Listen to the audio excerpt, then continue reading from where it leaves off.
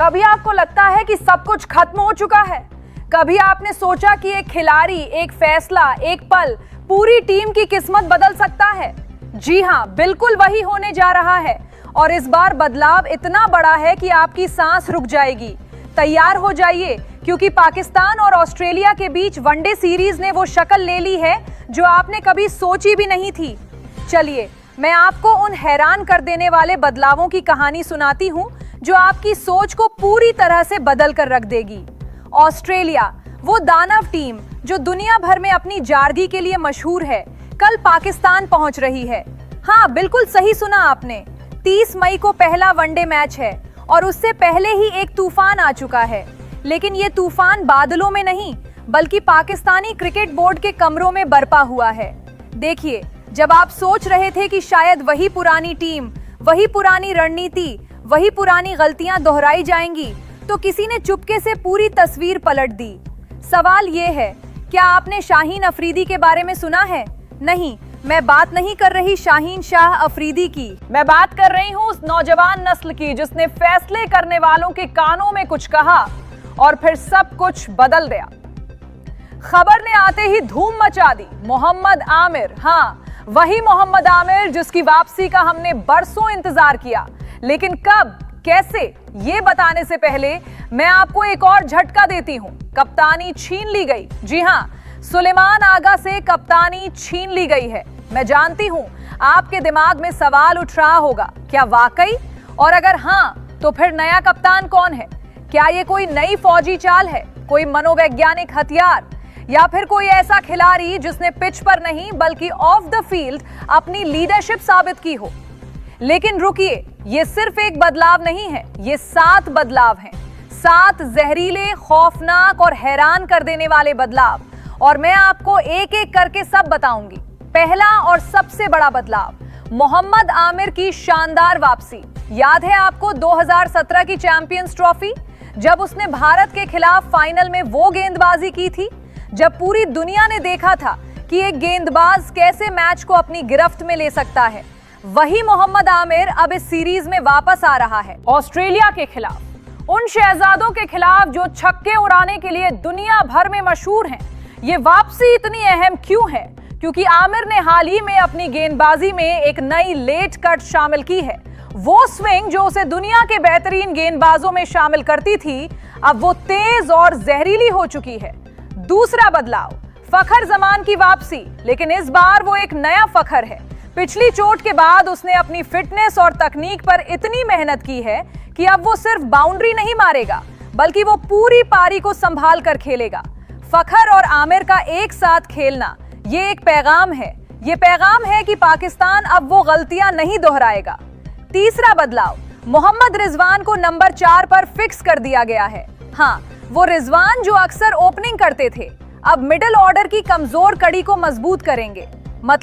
मतलब कि ऑस्ट्रेलिया की स्पिन अटैक को रोकने के लिए पाकिस्तान के पास अब एक वाटर टाइट प्लान है। चौथा बदलाव, साहिबजादा हारिस को ओपनिंग का मौका दिया गया है। ये वो चेहरा है जिसे कोई नहीं जानता। ये नया बाज है, नई सोच है। वो शायद आपके लिए अजनबी है, लेकिन अंदरूनी नेट सेशन में उसने फखर और रिजवान जैसे गेंदबाजों को खूब खेला है। उसे शामिल करना एक जोखिम है, लेकिन बड़े खेल बड़े जोखिम से ही जीते जाते हैं। पांचवा बदलाव, अब्दुल समद, क्या नाम है ना? ये वो नौजवान है जिसे बल्लेबाजी क्रम में नंबर 6 पर उतारा जाएगा। एक फिनिशर, वो मशीन जो डेथ ओवरों में 15 रन प्रति ओवर स्कोर कर सकती है। वो इंसान जो छक्कों को हवा में उड़ता देखता है। और सबसे दिलचस्प बात ये कि उसे शाहीन अफरीदी ने खुद सपोर्ट किया है। छठा बदलाव, आसिफ अफरीदी की वापसी। वो लड़का जिसने बिग बैश में अपनी लेग स्पिन से सबको हैरान कर दिया। उसे शामिल करने का मतलब है कि पाकिस्तान अब 2 स्पिनरों के साथ खेलेगा, और जब ऑस्ट्रेलिया के बल्लेबाज बड़े बड़े शॉट खेलने आएंगे तो आसिफ उन्हें अपनी गूगली से फंसा लेगा। सातवां बदलाव, और ये सबसे ज्यादा खौफनाक है, अब्बास अफरीदी। हाँ, अफरीदी फैमिली का एक और नाम, लेकिन ये कप्तानी की रेस में शामिल है। सुलेमान आगा की जगह लेने का मतलब है कि अब टीम में कोई भी अपनी पोजीशन को सुरक्षित नहीं समझेगा। लेकिन सवाल यह है कि क्या अब्बास के पास वो अनुभव है? क्या वो दबाव में फैसले कर सकेगा?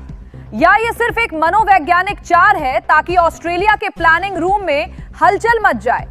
आपने सुना 7 जहरीले बदलाव, और मेरा ख्याल है कि आपके दिमाग में एक ही सवाल है, क्या ये सब सच है?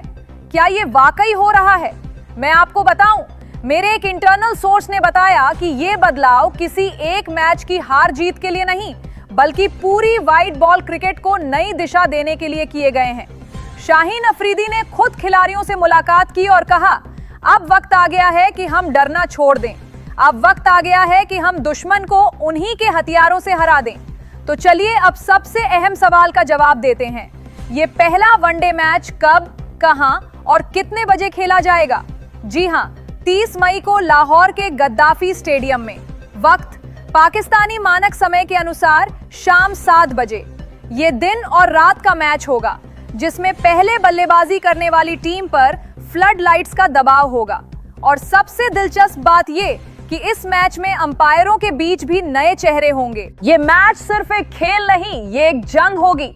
तो अब बताइए, जब आप ये सुने कि मोहम्मद आमिर वापस आ रहा है, फकर जमान नई शक्ल में है, रिजवान वो खेल खेलेगा जो आपने कभी नहीं देखा, और एक नौजवान अब्बास अफरीदी पूरी टीम की कप्तानी करेगा, तो क्या आपको लगता है कि ऑस्ट्रेलिया के पास कोई मौका है?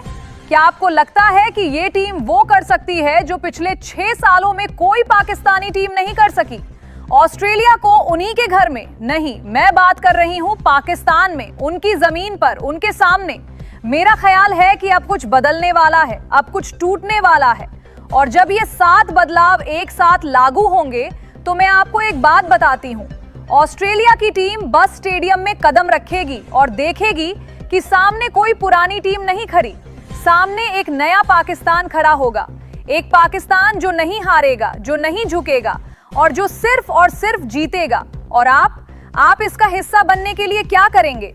क्या आप महज एक दर्शक बनकर बैठे रहेंगे, या फिर आप इस वीडियो को लाइक करेंगे, अपने दोस्तों को शेयर करेंगे और इस चैनल को सब्सक्राइब करेंगे, जहां हर रोज आपको ऐसी ही सनसनीखेज, ऐसी ही सच्ची और ऐसी ही भावुक खबरें मिलती रहेंगी?